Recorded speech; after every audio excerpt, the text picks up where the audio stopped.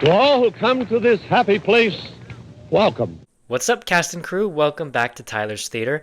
If you can't tell from what I'm wearing, this is going to be a video that has to do with Disney themes. So Disneyland just recently celebrated their 70th birthday, and I am a huge Disney fan. I've always loved the park. I feel like Disneyland is kind of my second home. For those of you who may not know, I actually did work in the park. I was in entertainment, and I was actually close to some of our fuzzy character friends. So like I said, Disneyland just has a huge part in my heart, and I absolutely love the park. In honor of the Mouse House turning 70 today, I'm going to review one of my favorite Disney movies. Arguably, probably my favorite, and there are a lot of Disney movies out there, so it's very hard for me to kind of decide which one is my favorite. But after kind of looking at each one and really thinking about it hard, this movie that I am going to talk about today came down to number one. Saving Mr. Banks. Now, if you haven't seen this movie, I am going to encourage you, please go see it. This movie is so good. To be honest, I feel like it's a little bit underrated. I don't think it gets enough attention, but I give this movie an exact 10 out of 10. I could watch this probably every day and never get sick of it. I absolutely love this movie.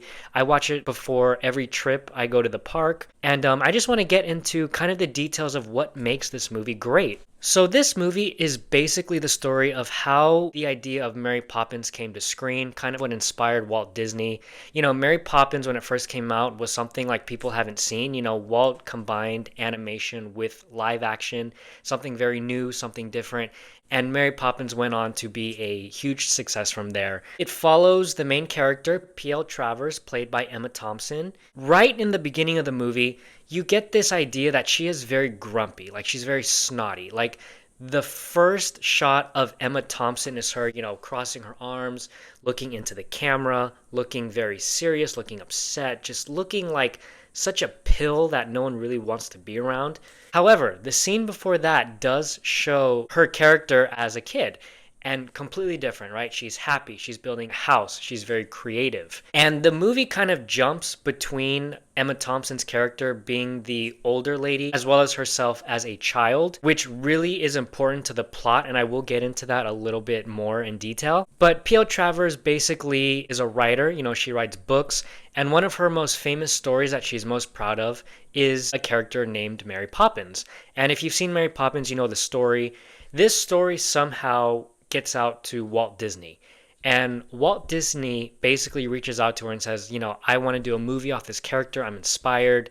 I want to work with you. You would have to fly from England to LA, and we are going to make this movie together. And at first, she's not in the mood. She's grumpy. She thinks that Walt is so childlike and too imaginative that he won't understand the character of Mary Poppins, because Mary Poppins is a mature character. She's there for children. She's there to discipline them and teach them. It's a very strict concept. Whereas Walt was just kind of rising up the ladder with, Pinocchio and Peter Pan, things that are very childlike. And so at first she denies it, right? But she is kind of low on money. And her agent basically tells her, look, you only have to go work there for 2 weeks. Just do it, make a buck or two, and let's just see what he does, right? Give him a chance. She meets Walt Disney, and Walt, he's happy, he's positive, he's the complete opposite of what she is. And, Walt Disney is played by Tom Hanks, who we all know is a great actor. The chemistry between Tom Hanks and Emma Thompson, two very impressive actors, these two feed off of each other so well. It's one of the best performances and pairings I have ever seen in any film, especially because they are so different. However, we do learn later in the story that they're actually more alike than the audience thinks they are. And, we'll get into more detail there as well. But going through the movie, these two are headbutting. They are fighting over everything. P.L. Travers doesn't want red in the movie, and we don't understand why she's so grumpy. However, throughout the movie, they keep flashbacking to her as a child. And when she's a child, she's very, happy, very positive. She's moving from where she lived to a new place. And we begin to learn that her father, who plays a huge role in this movie, is an alcoholic. We kind of start to see how her character as a little girl starts getting affected by that, and we start learning why she is so grumpy. Disney is trying to appease her, he's putting her in the Beverly Hills, supplying her with her needs. Anything she wants or needs to feel comfortable, he is giving everything he can to her. And Walt Disney is so persistent.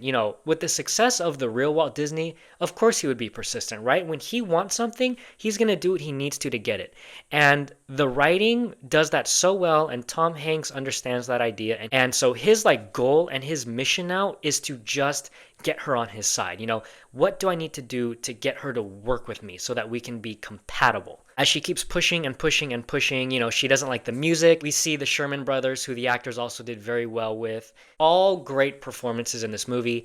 Colin Farrell plays the dad of P.L. Travers, another great performance. The one scene where we first see Emma Thompson crack, because she is very serious throughout the movie, very grumpy, like I said. The first time she breaks and cries on screen, where we start feeling sympathy for her, because we're kind of frustrated with her at first. It's a scene where you're talking about Mr. Banks in the bank and how his children are trying to make a kite for him, and he's kind of turning them aside, and he's so caught up in money, cruel, and he's mean to the kids.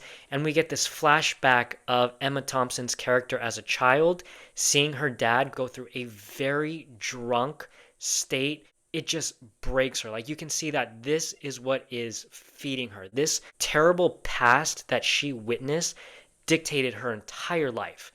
And as the movie goes on, her father, because he is so into alcohol, he becomes very sick. He is dying. Doctors keep telling him, no more alcohol, nothing for you, you cannot take it. We then learn that P.L. Travers, when she's a kid, she writes a poem to him in school. That's great writing there. They are telling us right from the get-go that even as a kid, she is a writer. She understands story, right? But he comes to her and basically is like, I want a little more alcohol for medicine. I want to feel better. And, when you're a kid, you're vulnerable. You're in a state that you don't know what's going on, and you just want to do everything to help your parents.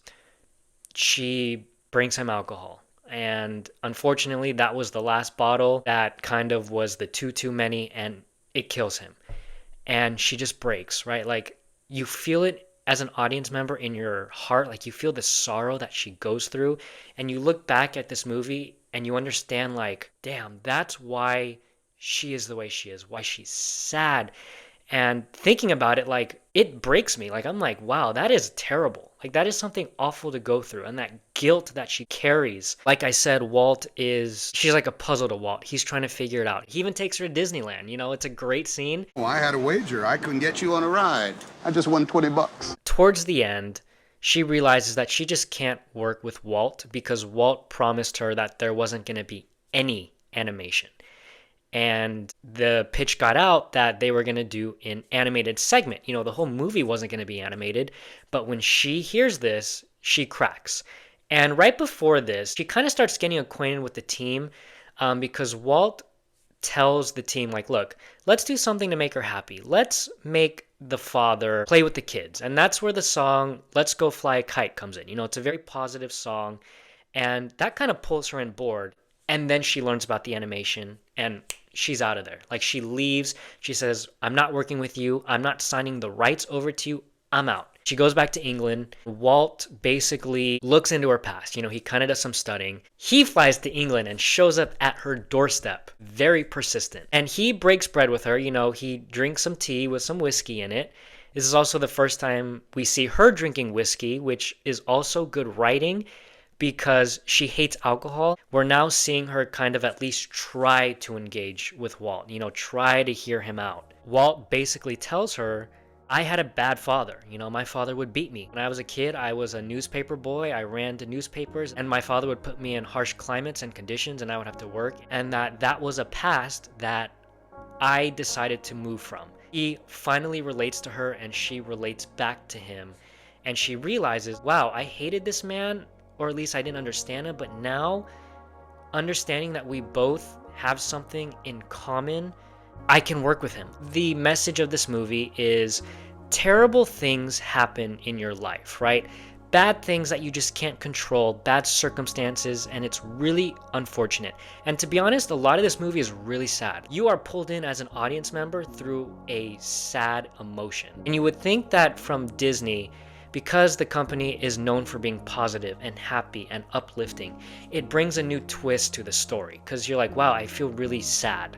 Why do I feel like this? I think that's the depth and the heart of this movie, is it focuses on reality, what's real. Walt basically explains to her that that's who we are, that is our job, that's why we are doing what we are doing, and that is writing stories, making movies. Life is hard and it's sad, and from what we do, we are bringing creativity, magic, and imagination to people in real time, and we are giving them a chance to exist in a world that is a little bit lighter, something that is positive, full of joy. And to me, that's what's always inspired me about the filmmaking industry. That's why I love acting, writing, and reading stories, and getting into that, because I feel like that is how I can contribute to people around me. The real message of what filmmakers do, storytellers do, theater people do, actors do.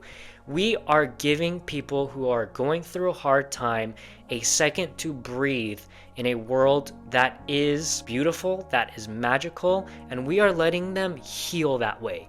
And that's Walt's message to Pamela is, look, you can't control what your father did. He is dead. He is gone. It's in the past.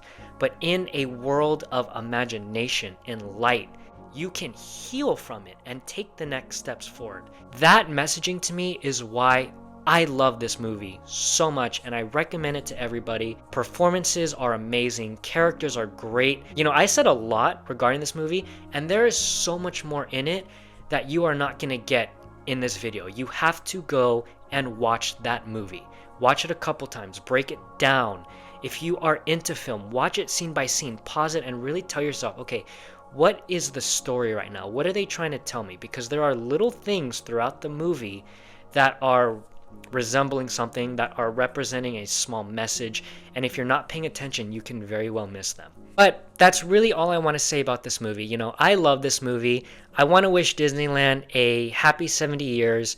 And though they have been going through a little bit of a hard time in some of the content that they're giving, I really hope that they can get back to understanding that that is the core, the concept of what made them who they are. Magic, childlike mannerisms, and escaping the reality. That's going to be a wrap on this video, guys. Please go watch the movie. If you liked what I had to say, please comment. Make sure you like this video and share it. And I will see you guys in the next video. Disneyland is your land. Here age relives fond memories of the past, and here youth may savor the challenge and promise of the future. Disneyland is dedicated to the ideals, the dreams, and the hard facts that have created America, with the hope that it will be a source of joy and inspiration to all the world.